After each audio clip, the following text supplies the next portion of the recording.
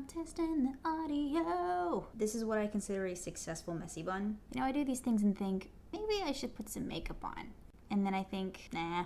But if you do ever see me wearing mascara, that means I love you. If you see me wearing mascara and eyeliner and lipstick, that means I want to have your babies, which is kind of a big deal because I don't even want babies. But today I wanted to talk about my evolution as a nerd. The term nerd, some people take quite seriously, and if you claim to be a nerd and you are at the same level of nerdery that they are, you can get really upset. I am not 100% nerd. I have not achieved that level of success. What is happening? I don't even know.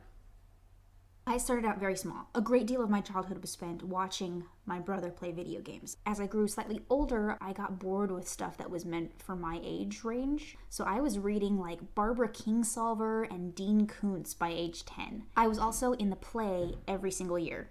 And actually, this kind of epitomizes who I am in general as a human being. My first kiss in the school library for a play rehearsal, standing on chairs that were supposed to be the balcony in this scene. It was directed by my mother because my mother was the school play director. So that was my first kiss, if you can count that as a first kiss. And we missed, because he was really tall, missed his mouth and kind of got mostly his upper lip, and he had a mustache. I'm like, whoa, this is not what I was expecting. This is a texture that is odd. I was really fascinated by makeup, but not like most girls. What is going on?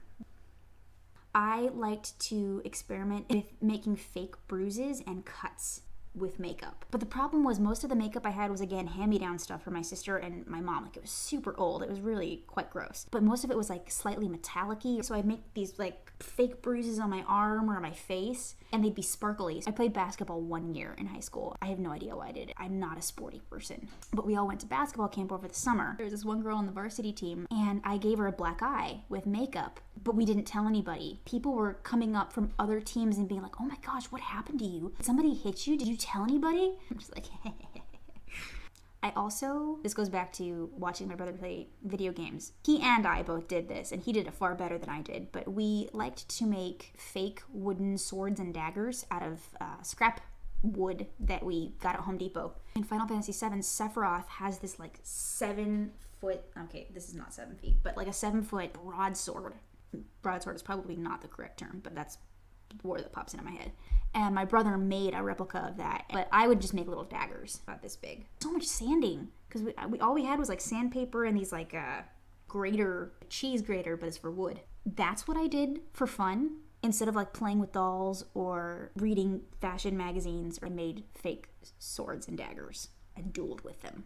Now, I've never LARPed, live action roleplay for you non-nerds. In college, a friend of mine was doing a short film and they needed someone to play the mother of a LARPer who died in a LARPing accident. So I played a mermaid LARPer, got washed out to sea on a Carnival cruise. So I guess I have fake LARPed. But I really do enjoy playing Risk, Munchkin. We didn't playtest this at all. Steampunk Playing Deck, the Doctor Who Sonic Screwdriver. So as of now, the epitome of nerdness, I'm not there yet. I'm working on it. I hope to graduate to going to Comic-Con one day. On that note, it is fitting to quote Sir Simon Pegg when he says, being a geek is all about being honest about what you enjoy and not being afraid to demonstrate that affection. It means never having to play it cool about how much you like something. It's basically a license to proudly emote on a somewhat childish level rather than behaving like a supposed adult. Being a geek is extremely liberating. That is a philosophy I would like to embrace in my own life. Here's to the continued evolution of this particular nerd.